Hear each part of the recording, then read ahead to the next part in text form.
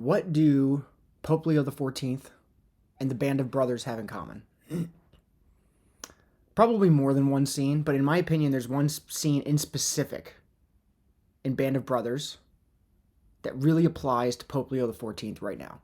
And that is when Major Winters is driving in a Jeep, and for the first time in like a long time in the series, you see Captain Sobel. It's his like boot camp commander, and the guy is a piece of work. And Captain Sobel, when he was in charge of Major Winters, when he was basically in boot camp, really gave him a hard time. And this is the first time they're seeing each other since boot camp, and now Major Winters outranks Captain Sobel. He is like combat hardened. He's been through a ton of stuff, D-Day, Normandy, like all this like different stuff. And as Major Winters drives by, Captain Sobel doesn't salute him. And so Major Winters stops the Jeep that he's driving. He says, Captain Sobel, Captain Sobel. And Captain Sobel knows that he messed up. And he looks at him, and Major Winters says, respect the rank, not the man. Hell of a leadership quote. And Captain Sobel salutes him. Major Winters salutes back. And they go their separate ways. It's the last time you see him. And what I think this has to do with Pope Leo XIV is that, man, I used to be this way, and I just feel like it's just anger, like, in your heart. And I'm not saying that people can't have their opinions, but I just see so many people online like, oh, what is Pope Leo XIV based? Is he this? Is he that? And a lot of people want to know, right? That's fair. But I just watched a Father Mike Schmitz video, and he says, you're never going to know someone if you make a snap judgment about them, right? And that's true. How many people have you met and you're like, oh, I really don't like this person? And then you get to know them a little bit more, and you're like, oh. Or maybe you have this moment that kind of connects you, right? And you're like, oh, wow. Like, there's something underlying here, and like we can like see past our flaws, and even though we do have some differences, like you're a really good human being.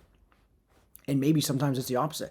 Maybe sometimes you have a great first impression of somebody, and then you realize you're like, ooh, I don't really want this person in my life. And that's fine too. But if you're like the king of making snap judgments on people, you're never really going to get to know anybody.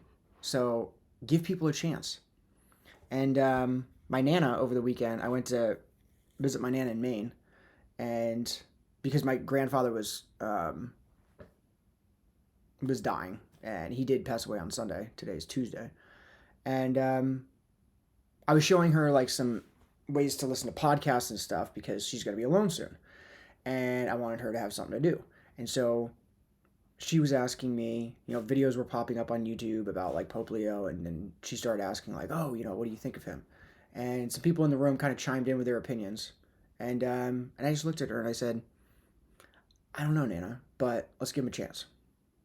That's it. That's it. It's that simple, right? Just give him a chance. And then once he does something that upsets you, then say that. And, but the idea that we all like kind of have the answers is a little bit crazy. And especially the Holy Father, right? Can we all give the Pope like at least like a week before we like, get upset? And a lot of people are not upset. A lot of people are being very gracious. But in my opinion, that's the Catholics, right? That's the true Catholics. The people who live like Jesus, forgive, right? And that does not mean that Jesus didn't turn over the tables in the synagogue, right? I mean, if there's reasons, if Pope Leo ever really messes up, like I'll be the first to be like, dude, this is bad, But he just became Pope, so let's relax. And I think, I'll end it with this, but the gift of being a true believing Catholic, like really in your heart, like if you really believe in the Catholic Church, in Jesus, in the crucifixion, in the Eucharist, in God's master plan, it's all going to work out in the end, right? And that should put a little bit of peace in your heart. It should put a lot of peace in your heart. And honestly, I see so many people who like, there's just anger there. And it's like, if you're like leading protests and you're really doing something, but so many people just like go online and get all riled up and sit in their house and just steam about things. It's like, you're just getting angry and you're doing nothing with it. Like, okay, maybe you go to a protest like once every like year or 2 years or something like that. But you're getting like all this anger and resentment and just like tension in your body.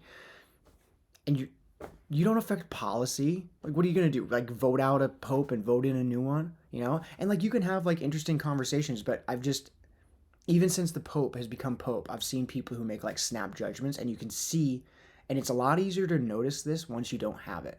And it's like, and it locks right when people get angry, and they start like they immediately they're like, I want people to know what my opinion is. And who knows why God allows certain things, but we're on his timeline. you know if he didn't want the Holocaust to happen, it wouldn't have happened. But for whatever reason, he's like, yep, I'm going to show you really what the devil can do.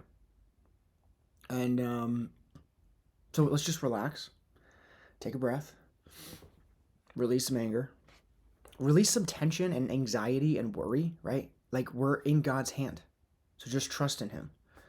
And if you want to make a difference, then go out and make a difference. But don't just sit in your house and steam and then talk to like your friends and be like, "Ugh." You know what I mean? Take care. God bless. And have a wonderful Tuesday. See ya.